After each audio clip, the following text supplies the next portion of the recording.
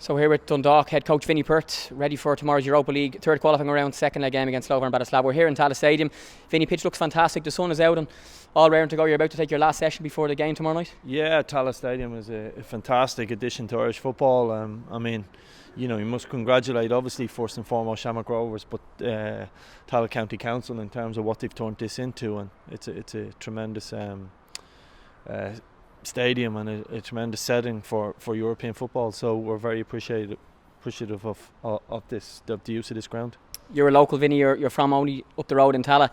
How will it feel tomorrow to be managing Dundalk in a European game in Tallaght? It's a little bit strange given you can't play in Oriel, but you'll be in your hometown managing in Europe. Yeah, well, listen, I played in this field as a kid, ironically, and at different stages we would have played here and walked through the local park and that. So it will be special. Friends and family are very close to it, obviously, but much rather be. I'm here representing Dundalk, and much rather be up at home and in our own stadium. But European football is what it is, and we have to move at this level. So it's fine. It's a bit disappointing, to be honest with you, but I think the crowd and the atmosphere that does be in this ground on European nights will make up for that. And yeah, it's not really about me personally. It's about us as a club, and progressing to the next round is what we're looking to do. Yeah, now Shamrock Rovers fans would have been hopeful to be here this week themselves, cheering their team on in Europe. They're knocked out. What would you say to local people around the area of Tallaght, around the area of Dublin? I remember that covered all the games here the last time in 2016, the 4 games, Bate and the 3 group games. It was full of not just Dundalk fans but other League of Ireland people, and you'd be hoping for the same tomorrow. This game isn't on TV either. Yeah, I think it's very important. I mean, I know people speak about financial rewards and does it benefit other clubs, but I think it's bigger than that now. I think as a league, our perception has to grow. We have to be a bigger league. I read Brian Kerr's comments about bringing foreign players into our game, and while when he was at Pats, they certainly didn't do that, and when they had the opportunity, it's not as easy as that. And the reason it's not easy is we have a perception issue, and we need to grow in Europe. And we spent £150,000 on a flight to Azerbaijan, for example. So the European money is very quickly diluted.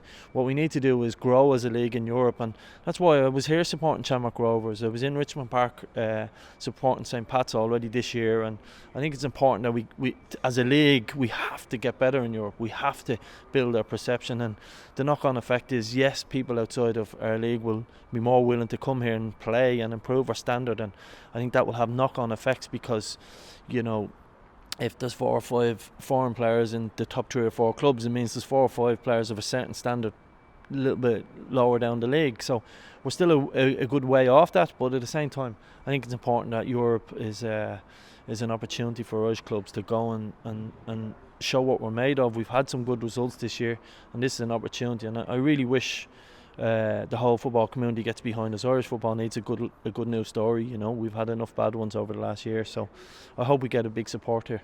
And just last two, Vinny, on the game itself, your goalkeeper Gary Rogers currently doing a photo shoot in the goal there in front of the south stand.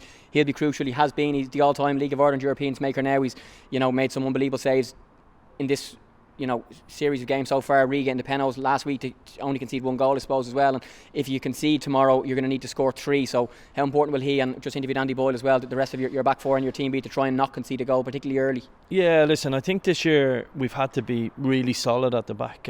We've had some issues further forward, and if you highlight them too much, you're making excuses. But our midfield has struggled with injuries this year, and our attacking play hasn't been as good as it should be. Gary's been outstanding, made an outstanding save last year, but their goalkeeper made 3 top class saves last week. Yeah. One in the 94th minute, which would have been a brilliant European night for us. So goalkeepers at this level have a huge part to play in football, and the keeper, as I said, made 3 big saves, and Gary's made big saves was all season long in Europe, and that's what you need at this level, and that's what I'd be a bit of an old fogey when it comes to goalkeepers. That's what they're paid to do, make big saves. But it's a marvellous achievement for Gary to be all-time leading appearance record holder, and he's replaced Ollie in that, and hopefully there's a couple more games for him to play this year. Yeah, I think it'll be his 45th European game if he starts tomorrow night as well. Lastly, Vinny, 5 European games this season, you're managed to get through a round of penalties. You haven't actually won a game yet can you put your finger on this? If we look at the standard teams you've played in comparison to here, where you win nearly every match every week, you are going to need to go tomorrow and win a game or win 1-0 to take it to extra time, and that's something you're going to need to try and do. Yeah, listen, we've played the Latvian champions, and on paper it was an easy draw for us, but you've seen they've knocked out the Polish champions, and they're still unbeaten in Europe. They after in the third round Europa League, or they're still in Europe in the third round Europa League. We've gone to Karabag, who are a level or two above us, and Slovan are the level which we want to get to in around playoffs or qualifying for group stages. So we've gone up a level, and it's difficult, and it's not as easy as we think. But we do need to win to be it's still in Europe. We need to win tomorrow, and we need to win.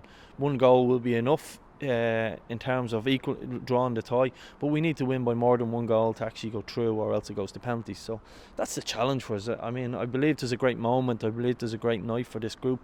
I think it's, as I've said before, I think it's the best squad we ever had, albeit we've been hurt with injuries over the whole season. But I believe it's a squad capable of, and I believe there's a big moment in this team, and we've got to use this crowd, the excitement of the game to be very minimal in a playoff or a group stage Europa League. We've been lucky with the draw, there's no doubt about it, but there you go. We'll deal with the cards we were dealt, and we get on with it. And imagine if Dundalk win Ajax or PAOK from Greece, who were 2-2 from their leg in the Europa League playoff itself, which would be an unbelievable game, hopefully in a couple of weeks' time. Vinny, best of luck, thanks a million. Oh, thank you, Jim. Hey, it's Jamie Moore here. You're on the Off the Ball League of Ireland coverage here, and we are getting ready for Dundalk against Slovan Bratislava in the Europa League third qualifying round, second leg here at Tallaght Stadium on Tuesday night, an 8 o'clock kickoff.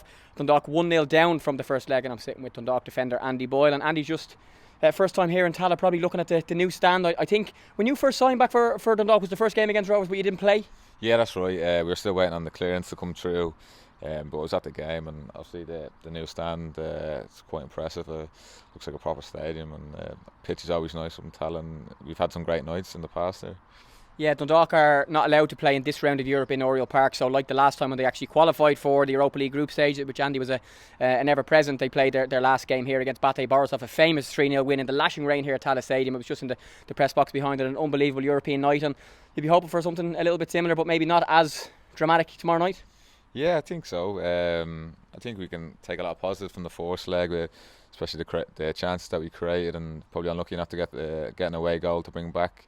They're a good side, and we know what's our task tomorrow, that we have to go and be positive in our mindset and our outlook on the game, and which, to be fair, we always are. And we know as a back four and defend as a team that the away goal can be crucial for them. But I think we've got to back ourselves, and we've analysed the first leg of parts where we can improve and parts where we've done well and where we can hurt them, and going into tomorrow night we're in a positive place.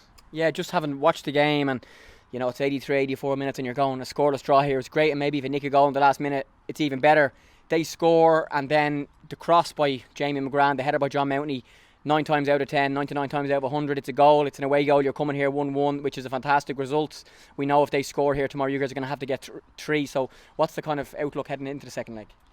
Yeah, I think, as I said, it's a positive one. I think when they go and score, and obviously when it hits the post, you're hoping that it just goes somewhere else. To be fair, it lands straight to the lad, and he gets a bit of luck with his finish. And then at the other end, John does everything right. It's a brilliant cross from Jamie, and heads into the ground. And to be fair to the keeper, it's a really good save, and keeps their lead intact. But I think tomorrow we've got to look at the positives and the chance we create. Not only John's chance, I think we had other chances in the game. And as I said, we've looked at places in their team that we can exploit them, and we've got to be wary of the threat that they pose, because they do pose a threat. And I think any team you play in Europe, and obviously the deeper you go into the tournament, you're going to be playing against good players, and it's nothing that we haven't come up before against. And going tomorrow night, if we do our stuff right, we've got every chance. Yeah, and Dundalk of course had a FAI Cup game on Saturday or Sunday in Cove. Sunday, a 1-0 win, and I know Vinny Perth made a number of changes in that game too. So into the next round of the Cup, and having come back from the away game in Slovakia, I know some players didn't travel to Cove, but the majority of the squad did, and then you're back to Dublin to train here today, play the game tomorrow. It's been a busy few weeks with the previous European games and some league games thrown in as well. Yeah, to be fair to the lads, it was a tricky one for us on Saturday. We got back in early Thursday morning. It was 4 or 5 o'clock in the morning. quick turnaround to be ready for Cove, which obviously is quite distance for the lads from coming from Dundalk all the way down, and it was a professional performance. Got the job done, which is we had to be wary of the threat that Cove had, and playing on a difficult pitch in a difficult venue. And it was good to get into the next round of the cup. And then we were in yesterday morning. The lads that played obviously recovered, and we had a look at some video stuff. And as I said, we've done everything right.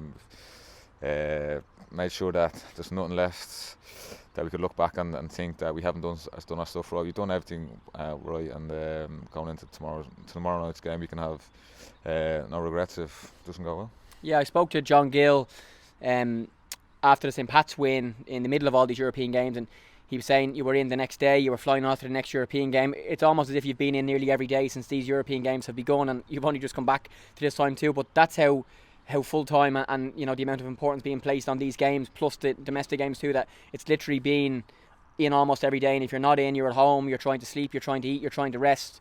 It's all been focused on these massive few weeks. Yeah, definitely. The last, as long as I can remember now, that we've been in more or less every day. But I think the small price to pay, if you're looking to go to where the club wants to go and get back into the group stages of the Europa League. And I think to be fair, we've got a professional bunch. The lads don't mind. They understand what it will take, and when you're playing 3 games a week, you're going to be in every day. Really, you're going to have to recover, and you're going to get ready for the next game. And the only way to do that is by being in, and there's no two ways around it. You've just got to prepare properly. And I think all the staff and we've got every set up to make sure that the lads are ready for each game. Yeah, I mentioned that game against Bate Borisov in this round in a couple of years ago, 2016, that win in the rain. And Dundalk qualified for the Champions League, or the Europa League group stage. So I say Champions League would have been brilliant. Played Zenit St. Petersburg, AZ Alkmaar and Maccabi Tel Aviv in those games. And all of those games were hosted here, Andy, as well. If you could pick one memory of Tala from those games, looking ahead to hopefully some more memories tomorrow night, what would that be? And you can include the Bate rain if you want.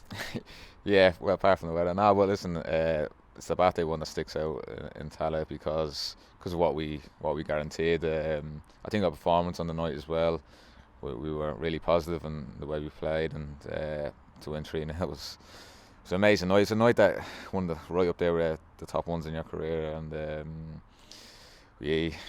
listen, it was brilliant. It was brilliant to be a part of. I think the scenes at the end probably summed it up, and maybe the rain added to it. And listen, it was a great night.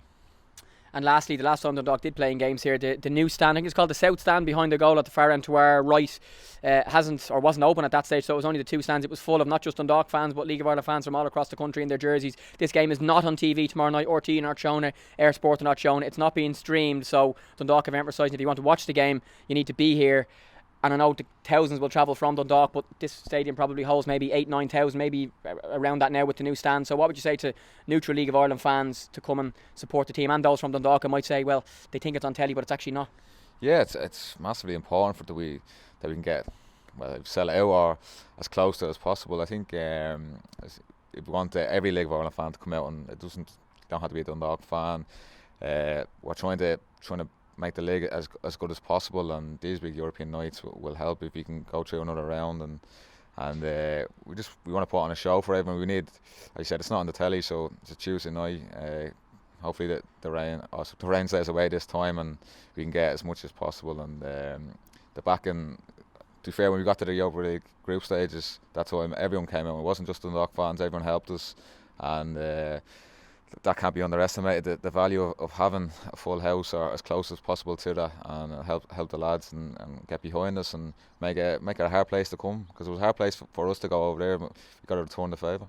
Yeah, well, Dundalk have been playing in some massive temperatures so far this year, and this place, Tallaght Stadium, is normally windy and cold, but it's actually sunshine here. We're in the dugout too, and hopefully a great night tomorrow night. Andy, thanks for having the chat. Enjoy training today, pre-match training, and the best of luck in the game. Thanks very much, Jamie. Thanks for having me.